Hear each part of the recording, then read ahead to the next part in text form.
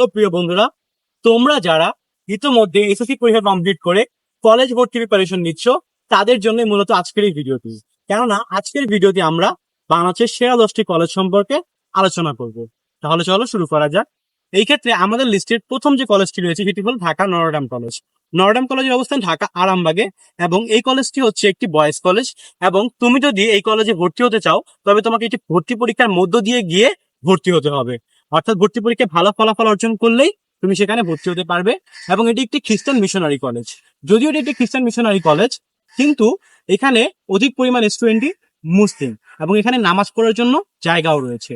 আমাদের লিস্টের 2 নম্বর কলেজটি হচ্ছে হলিক্রস কলেজ, যার অবস্থান ঢাকার ফার্মগেটে এবং এটি একটি গার্লস কলেজ। উল্লেখ্য, হলিক্রস কলেজেও কিন্তু তোমাকে ভর্তি পরীক্ষার মধ্য দিয়ে ভর্তি হতে হবে এবং এটি একটি খ্রিস্টান মিশনারি কলেজ। কিন্তু এটি খ্রিস্টান মিশনারি হলেও নটরডেমের মতো এখানেও অধিক পরিমাণ স্টুডেন্টই মুসলিম। আমাদের লিস্টের 3 নম্বর কলেজটি হচ্ছে ঢাকা কলেজ এবং ঢাকা কলেজের অবস্থান হচ্ছে ঢাকার নিউ মার্কেটে এবং এই কলেজটি হচ্ছে ঢাকার একটি সরকারি কলেজ এবং বয়েজ কলেজ। উল্লেখ্য, তুমি যদি সায়েন্স থেকে জিপিএ 5 পাও এবং কমার্স ও আর্টস থেকে 4.75 এর উপরে পেয়ে থাকো, তবেই তোমার ভর্তির সম্ভাবনা রয়েছে ঢাকা কলেজে। এবং ঢাকা কলেজে সায়েন্স থেকে ন্যূনতম মার্ক থাকা লাগে 1180 বা 1190 এর উপরে। এটা বিভিন্ন বছরের বিভিন্ন ফলাফলের উপর ভিত্তি করে এই নাম্বারটা ধরা হয়। তবে সাধারণত 1200 কাছাকাছি নাম্বার পেলে ঢাকা কলেজে তোমার ভর্তি নিশ্চিত বিজ্ঞান বিভাগ থেকে। আমাদের লিস্টে যে 4 নম্বর কলেজ রয়েছে সেটি হলো চট্টগ্রাম কলেজ, যার অবস্থান চট্টগ্রামে। আমাদের লিস্টের 5 নম্বর কলেজটি হচ্ছে বিশিষ্ট নূর মোহাম্মদ পাবলিক কলেজ, যার অবস্থান ঢাকার হাজারীবাগে এবং এখানে ছেলে মেয়ে উভয় পড়াশোনা করতে পারে। এবং এই কলেজটি হচ্ছে একটি বেসরকারি কলেজ যা বিজিবি আন্ডারে পরিচালিত হয়। এবং এখানেও তুমি সায়েন্স থেকে ভর্তি হতে চাইলে তোমাকে মিনিমাম A+ থাকতে হবে এবং কমার্স ও আর্টস থেকে 4.5 এর উপরে নাম্বার 4.50 এর উপরে জিপিএ থাকা লাগবে। 6 নম্বর কলেজটি হচ্ছে গভর্নমেন্ট সায়েন্স কলেজ, যার অবস্থান ঢাকার ফার্মগেটে। এবং তুমি যদি গভর্নমেন্ট সায়েন্স কলেজে ভর্তি হতে চাও তবে তোমাকে বিজ্ঞান বিভাগ থেকে ন্যূনতম জিপিএ 5 থাকতে হবে, কেননা জিপিএ 5 ছাড়া তুমি সেখানে অ্যাপ্লাই করতে পারবে না। উল্লেখ্য, এটি একটি বয়েজ কলেজ এবং এটি একটি সরকারি কলেজ।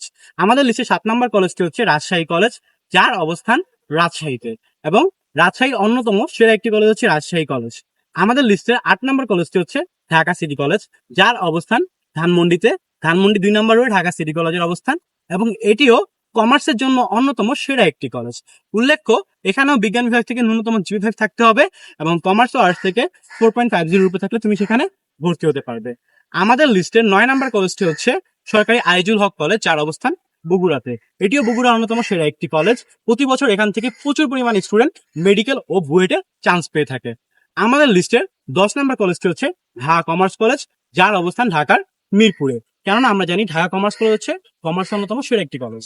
উল্লেখ্য, এই 10টি কলেজ ছিল আমাদের লিস্টে বাংলাদেশের অন্যতম সেরা 10টি কলেজ। এই ক্ষেত্রে আমরা লিস্ট সাজানোর জন্য যে জিনিসটিকে প্রাধান্য দিয়েছি সেটি হচ্ছে যে কলেজের ঠিক কত পার্সেন্ট স্টুডেন্ট পাবলিক ইউনিভার্সিটিতে চান্স পাচ্ছে। যদি আমরা বিবেচনা করে দেখি তাহলে দেখা যাবে যে এই কলেজগুলোর অধিক পরিমাণ স্টুডেন্টই পাবলিক ইউনিভার্সিটিতে চান্স পেয়ে থাকে, যার কারণে আমরা এই কলেজগুলোকে চয়েস করেছি। এছাড়াও আমাদের এই লিস্টের বাইরেও অন্যান্য অনেক ভালো ভালো কলেজ ছিল, যেমন Adamjee cantonment college, PF Shaheen college, বিশিষ্ট Munshi Abdur Rob public school and college, Shamsul Haq Khan college ইত্যাদি কলেজগুলো ঢাকার অন্যতম সেরা কলেজ বা বাংলাদেশের অন্যতম সেরা কলেজ।